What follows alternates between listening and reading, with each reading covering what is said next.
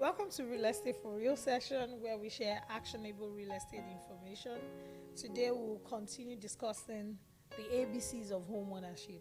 Last week we gave you the ABCs of homeownership: affordability, budgeting, and credits. We spoke on affordability in our last session, and we said qualification does not equate affordability. The fact that the lender gives you a certain amount for your real estate purchase dollar does not mean that you have to expend the whole amount on your real estate purchase. Essentially, what you qualify for is not necessarily what you have to spend when buying property. So it's important to buy what you can afford, as Lara said. So talk to your lender, they'll give you a nice letter, but you have to know where your finances are when it comes to buying a home. So today we're going to talk about budgeting, which is actually the crux, the B in our ABC story. So talk about budgeting. Okay, so budgeting is spending a planned amount of money on your income and expenses. So it gives you an estimate of the amount you will spend based on how much you make.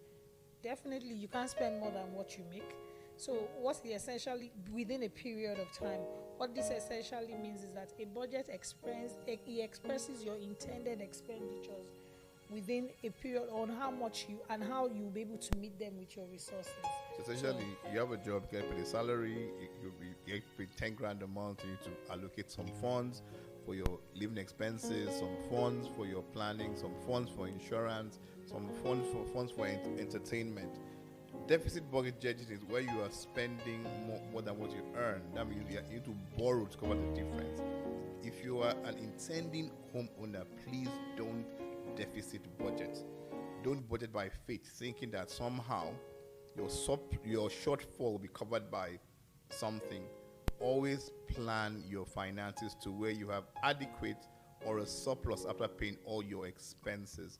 And I'll talk about this. So people try to impress people by what they are buying. Nobody really cares. So you just said running on a deficit budget as a homeowner equals to you unintentionally planning for a foreclosure without knowing. And a foreclosure is a bad experience for any homeowner.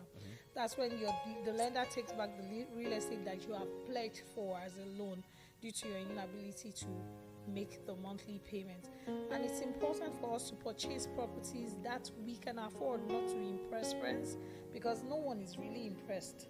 A person buying property to impress friends, impress colleagues, except you can afford it, yes, but do not put yourself under any undue pressure to make people feel like, oh, you're the person, because they really do not care. That's the truth. And for those that have gone through a foreclosure, I need to throw this in there. Life hasn't come to an end. After 2 or 3 years after a foreclosure, you get act together.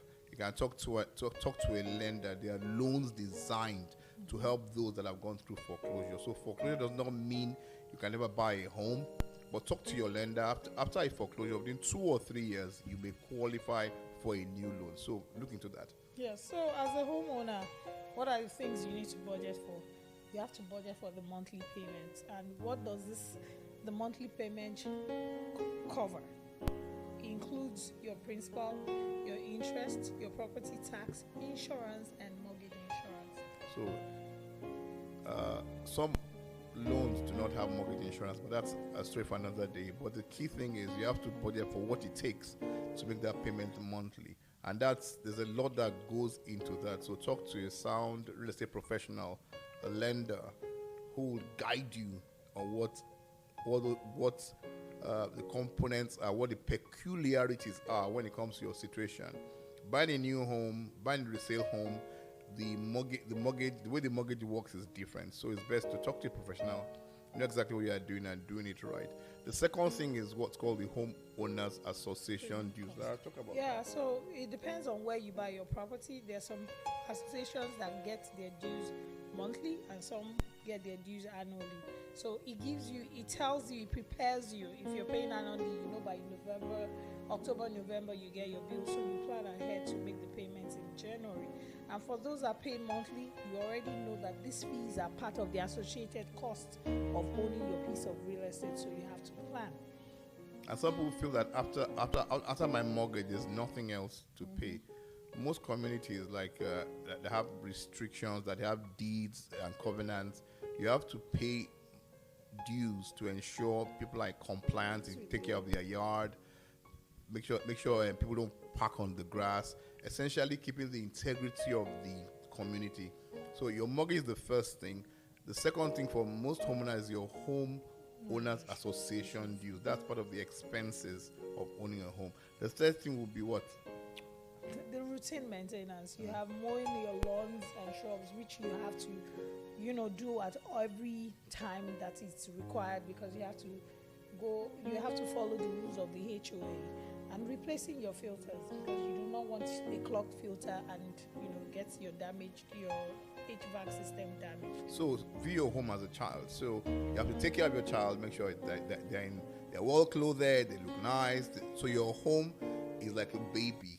Take care of it. So, Ms. Lara, we remain Triad One Realty. You can call us on 713-955-6171, or you send us an email info@triadone.net.